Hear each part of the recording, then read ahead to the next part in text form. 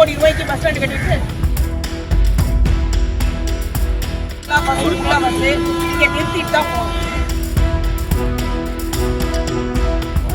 இதை எடுத்து விட்டா சரியா? ஷெல்டர் எடுத்து விட்டோம்னா யாரும் உட்காரலாம். கொஞ்ச நாளைக்கு எந்த பஸ்ஸுமே வெளியே நிறுத்தக்கூடாது. உள்ள வந்துதான் இறக்கணும்.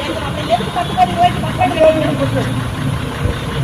சும்மா பார்க்கிங் யார்டு மாதிரி நிறுத்திட்டு இருக்காங்க எல்லாரும். வந்து இங்க நிறுத்திட்டு தான் போகணும். திருப்பி நான் அடுத்த வாரம் சர்ப்ரைஸ் இன்ஸ்பெக்ஷன் வருவேன். இல்லைன்னா ஈஓவையும் ஆர்டிஓவும் தான் கொடுப்பேன். லாரி கட்டுறதுக்கு 10 கோடி ரூபாய்க்கு பஸ் ஸ்டாண்ட் கட்டிட்டு இதை எடுத்து விட்டா சரியா? ஷெல்டர் எடுத்து விட்டோம்னா யாரும் உட்காரலாம். ஒழுங்கா பஸ் உள்ள வந்துட்டு போகும். இது அந்த ஷெல்டர் இருக்கிறதுனால அவங்களுக்கு வசதியா இருக்கு. அப்படியே வர அங்கேயே ஏற அப்படியே போகும். ஏங்க உங்களுக்கு தான் வசதியா அப்படி ஒரு ஷெல்டர் போட்டு வச்சிருக்குல்ல, அதனாலதான் அவங்க உட்காடுறாங்க, அப்படியே ஏறுறாங்க போறாங்க.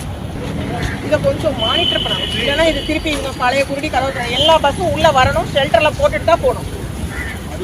நீங்க என்னத்தை டெண்டர் எடுத்தீங்க? எல்லாரும் கொண்டு ஊர் முழுக்க நிறுத்துறான். இதுல என்ன உங்களுக்கு லாபம் வரும்? எல்லாரும் இப்படி வரிசையா நிறுத்திட்டு போறாரு. நீங்க ஸ்டாண்ட் எடுத்து என்ன லாபத்துல வர போறீங்கன்னு எனக்கு தெரியல. பஸ்ஸை நான் வந்து ஓட விட மாட்டேன். உள்ள பஸ் ஸ்டாண்டுக்குள்ளதான் வந்துட்டு போகணும். எல்லா பஸ்ஸும் ரோட்ல யாரையுமே ஏற்றக்கூடாது. எந்த பஸ்ல 8ஆம் நம்பர் கடை யார் கடைமா? திறக்கவே இல்லையா? ஒரு நாளுமே திறக்கலையா அந்த கடை? அதான் என்ன பொருள் விற்கிறாங்க?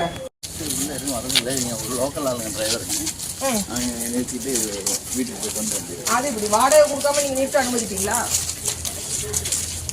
2 வீலர் 4 வீலர் பார்க்கிங் ஷெட் தான். கமர்ஷியல் வெஹிக்கிள் எப்படி நிறுத்தலாம்? தண்ணி வருதா பாத்துருங்க.